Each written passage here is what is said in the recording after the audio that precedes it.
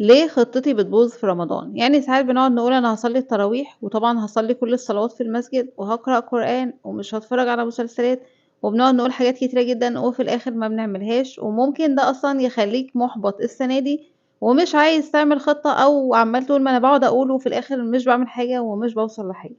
طيب، هو أولًا كده ومبدئيًا يعني ولنفرض إن أنت حتى قبل كده عملت خطة وفي الآخر ما عملتهاش وحسيت إن أنت مُحبَط، فعادي، لإن إحنا زي ما قُلنا الواحد بيُقع ويقوم، ويُقع ويقوم، ومش معنى إن أنت فشلت في الخطط اللي قبل كده يبقى أنت تفضل مكمّل وتستسلم.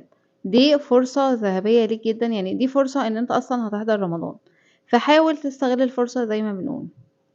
تاني حاجة، أنت لازم أصلًا وأنت بتحُط الخطة بتاعتك لازم تحُط خطة على مقاسك، يعني ما ينفعش تحُط الخطة كده وخلاص وتعمل حاجات أصلًا مش في مقدرتك. يعني لو أنت لسه مش بتصلّي الصلوات، تحاول تحُط الtarget بتاعك طبعًا إن أنت لازم تصلّي، ده أمر مفروغ منّه. لازم تصوم، يعني الحاجات الbasic الأساسية لازم تعملها. طيب لو أنت بقى واحد أصلًا بتصلّي وملتزم، تحاول تقول لأ، أنا لازم أصلّي الصلاة على وقتها، لازم أصلّي في المسجد وهكذا. لكن بقى ما ينفعش أنت ما بتعملش أي حاجة وفجأة عمّال بتجيب الtop، فمش هتقدر توصل له. يبقى لازم الأول تحاول تحُط خطة، طبعًا إن أنا أحُط خطة ده حلو جدًا.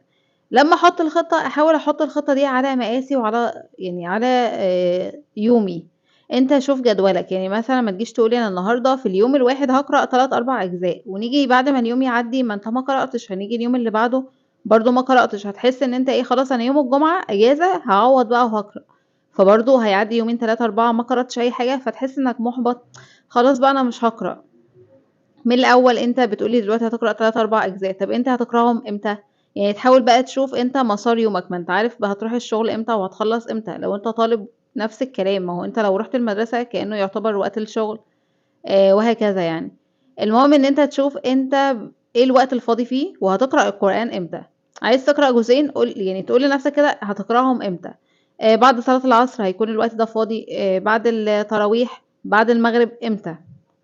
ده هيسهّل عليك كتير جدًا إن أنت بتقعد تحدد أنت هتعمل حاجة إمتى، فطبعًا هتوصل لنتايج أحسن لمّا تبقى سايبها كده مفتوحة، اللي هو أنا عايزة أقرأ قرآن، أنا عايزة